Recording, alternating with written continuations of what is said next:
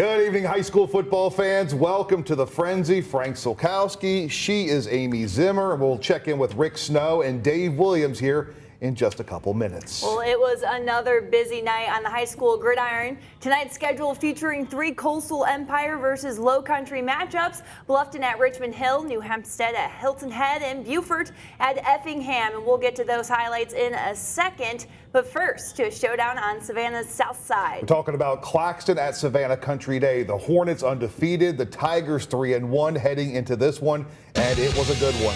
Oh yeah, Hornets sporting all black in honor of the late Stuart Sly, picking this one up with just 6 minutes left before the half. Claxton up 24-21. Hornets quarterback Barry Kleinpeter goes in the air, but Tiger Shakari Denton pounces for the big tackle. Tigers possession now. Quarterback Hayden Morris hands it off to Jennifer Carter, who bulldozes his way up the middle for a big first down. Next play, Karan Taylor on the carry, breaks left to get the Tigers into the red zone, but can't capitalize. So less than a minute left in the half now. Hornets backed up into their end zone. Kleinpeter sends a rocket intended for Eric Brown, but picked off by Taylor. He jukes his way through traffic and steps on the gas, getting right in front of the end zone before swarmed by the Hornets at the 1-yard line. Next play, just 30 seconds left to go, and Tigers go to Devon Hayward, who punches his way into the end zone for the touchdown. Tigers extend their lead to 31-21 over the Hornets going into the half. However, Hornets must have had a good locker room chat, Frank, because Savannah Country Day came back in the second half to win 42-31. That one lived up to the billing. Savannah Christian on fire tonight against Portal. How about Big 22 member Marquell Brown? 5 first half touchdowns for the Raiders. The Raider defense not too shabby either. Bradley Anderson shutting down the Panthers on this pass play. Couple minutes later, it's Peyton Cromwell and company with the tackle for loss. The Savannah Christian offense just rolling tonight. Told you about Brown's 5 touchdowns. The young guys getting into the act too. Eli Brown with a nice run here for the home team deep into Portal territory. That's going to lead to another Raider touchdown on the option. Pitch goes to Jaden Hester, who proceeds to collect another touchdown for the home team. Savannah Christian big in this one. 51-0 the final. Out to the hill for a Coastal Empire Low Country clash. Richmond Hill Wildcats hosting the Bluffton Bobcats on the first snap of the game. This one was off in a hurry. Wildcats quarterback Tyler Coleman shoots it out to Jordan Clark. And check out this footwork. Clark with the spin, tiptoes to the sideline for the huge gain before stepping out of bounds. On just the second play of the first drive of the game, Coleman to Big 22 member Jalen Rouse, who breaks right for a wide open lane, takes it all the way to the house. Wildcats on the board right out of the gate, 7-0.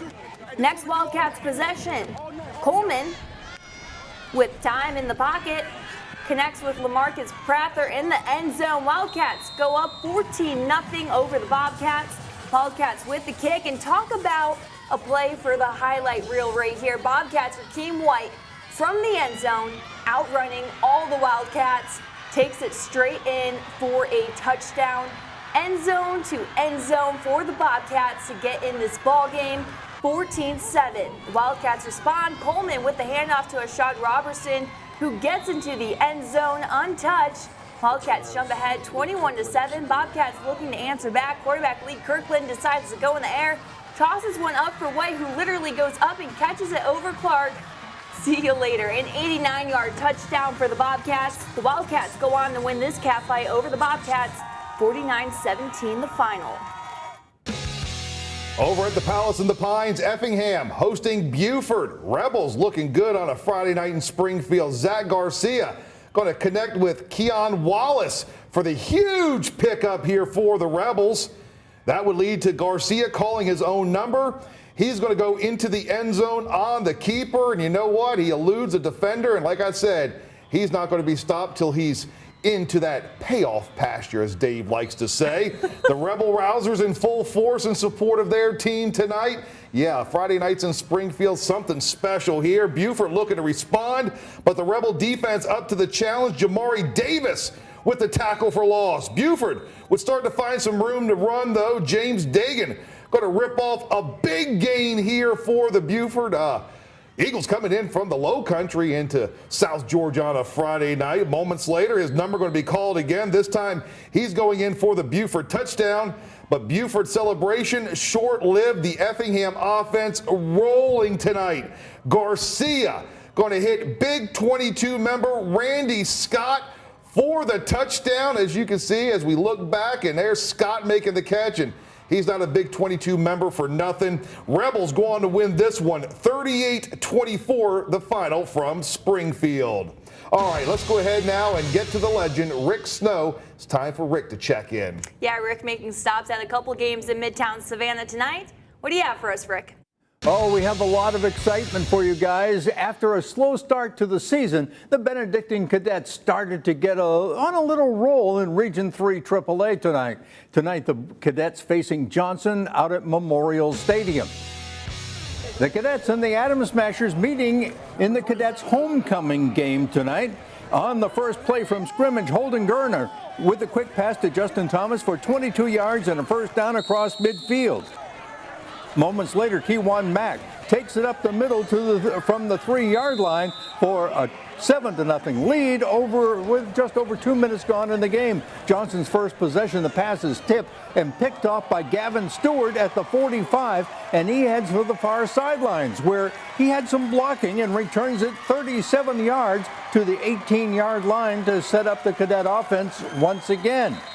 On the very next play, Gerner to James Epps in the end zone. It was 14-0 BC. They go on to a 48-0 victory over Johnson to improve to 3-2 for the season, 3-0 in region play.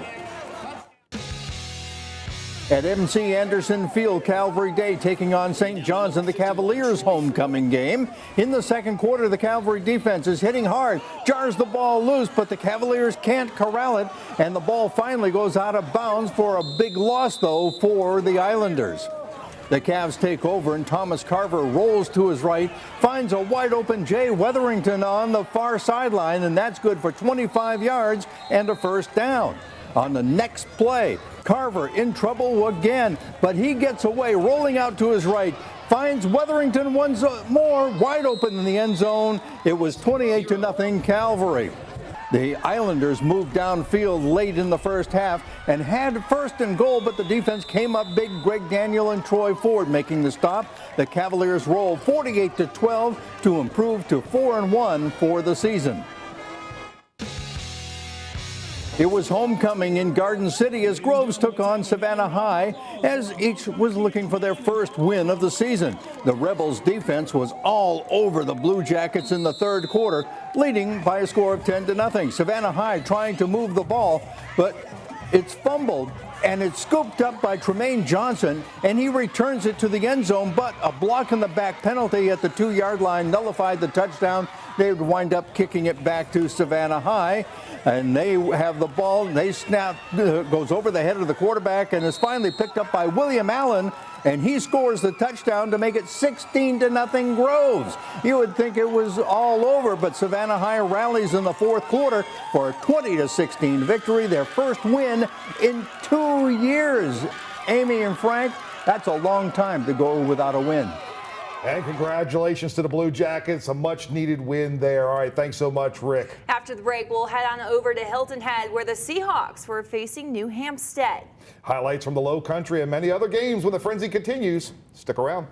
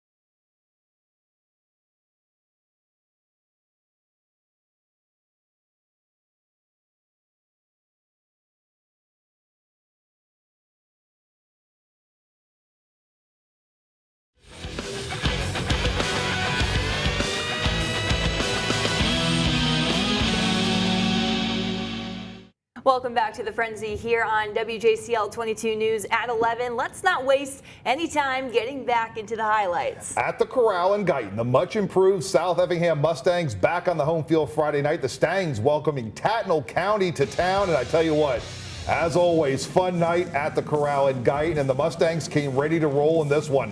Opening drive, quarterback Taylor Jackson. He is going to hook up with Zachary Taylor over the middle for the nice big pickup. Couple plays later, big 22 member Rocco Griffin getting the call. He goes up the middle and into the end zone for the touchdown with the point after it was 7-0. The Tattnall County offense not having the same sort of production. The Mustang defense tough. Hunter Tyndall with the tackle for loss for the home team. The homecoming crowd, well, they were loving every minute of what they were seeing. It was truly a beautiful night there. They would love this even more. The Vanderbilt commit, Rocco Griffin, getting loose once again. He breaks into the open field. He's cruising right to us, folks. And that's into the end zone. South Effingham grabs the 14-0 lead in the first quarter. Stangs big over Tattnall in this one. 49-14 the final. The Statesboro Blue Devils on the road at Burke County. Boys from Bullock County getting on the board first in this ball game. Going to be Jalen Robertson for the 17 yards and the touchdown, but the Bears coming right back. Leon McGee, 22 yards to the house, and that's going to tie things up at 7. However, Statesboro, oh no, they are not going to back down in this one. Andrell Grace going to rip off the 73-yard touchdown run here to put the Blue Devils back on top, 14-7. There was no stopping him, but Burke County just too strong. McGee with his second touchdown, and the floodgates open a short time later. Burke County wins this one, 47-21. All right, let's get to Pembroke now. Homecoming at Bryan County High School, and Jeff Davis, they were ready to spoil all that fun. Britt Metz giving the ball up to Ias Allen, and he's got the big gain for the boys from Hazelhurst. Hey, he got the big gain and the 6. There's a touchdown for Jeff Davis. The cheerleaders loving that. Again, the folks from Hazelhurst traveling to watch their team. Bryan County looking to get right back, but Hunter Lee, he is going to lose the ball. He would pick it back up, though, and then he's going to have the big gain right there for the home team, but leads to no points. Back to Jeff Davis. Metz looking with his arm this time, going to roll, and he throws to his tight end, Matthew Glass, for the touchdown. Boy, they are growing the corn down in Hazelhurst for sure. The Jeff Davis band celebrating, playing those good tunes. Bryan County, Lee, he's going to grab hold of the ball, but he's going to be sacked. The Jeff Davis defense all over there as James Wood for the sack. And I tell you what, Jeff Davis, they had things rolling again tonight. Austin Wood, he's got the touchdown, this time for the visitors. Jeff Davis continues to roll. They take care of Bryan County 43-7 the final. All right, time to get over to Dave Williams in here for a look at a couple games played over in the Low Country. Dave was on Hilton Head Island tonight, and what's cooking over in the Low Country, Dave? Well, guys, we had another one of those Coastal Empire Low Country clashes as Hilton Head High entertained New Hampstead. The Phoenix, well, they were already rising up in this one, up 7-0 in the first quarter, and it was big 22 member and Central Florida commit Sam Brown. Well, he was putting on an early show here, just gliding his way into the payoff pasture for the touchdown. The PAT no good, and it's 13-0 in favor of New Hampstead. The Phoenix just showed off their athleticism all night long. Early in the second, it's Anthony Thomas Jr. on display. He goes one way, then the other, then gets lost in the pile before finally emerging, and he's off to the races. No one is going to catch him. That's another touchdown. And after the extra point, New Hampstead led 20-0. Hilton Head, though, did try to make a game of it. Quarterback Gaston Moore doing a nice job to escape the pressure and finds Cole DeMarzo down at the 2-yard line. One play later, it's Moore calling his own number on the quarterback sneak for the touchdown. And Hilton Head is on the board trailing 20-7. But New Hampstead, way too much firepower in this one. Just a few plays later, Noddy Thomas takes the handoff, gets to the outside. No one's going to come close to catching him. He's touchdown bound, 76 yards in all, 27-7 New Hampstead. They would go on to steamroll Hilton Head High, 50-35. Just 4 miles away over at Hilton Head Christian, the Eagles were hosting Northwood Academy, and the Eagles flying high in this one on 4th and 7. They're going for it, and boy, they go for it in a big way. Quarterback Hayden Shin throws a perfect strike to Daniel Harrington, and he's headed to the end zone. The PAT no good, 6-0 Hilton Head Christian. The Eagles, well, they continue their onslaught on the next possession. Shin again goes to the air, coming right at you. J.D. Perduzzi, and he's touchdown bound, and Hilton Head Christian was up 13-0, but they were far from done in this one. Second quarter now, and after stopping a Northwood drive, Shin swings it out to Daniel Harrington, and he's going to go a long way, clear sailing, 63 yards to the payoff pasture. That gives Hilton Head Christian a 20-0 lead, and they go on to cruise to the 42-7 victory.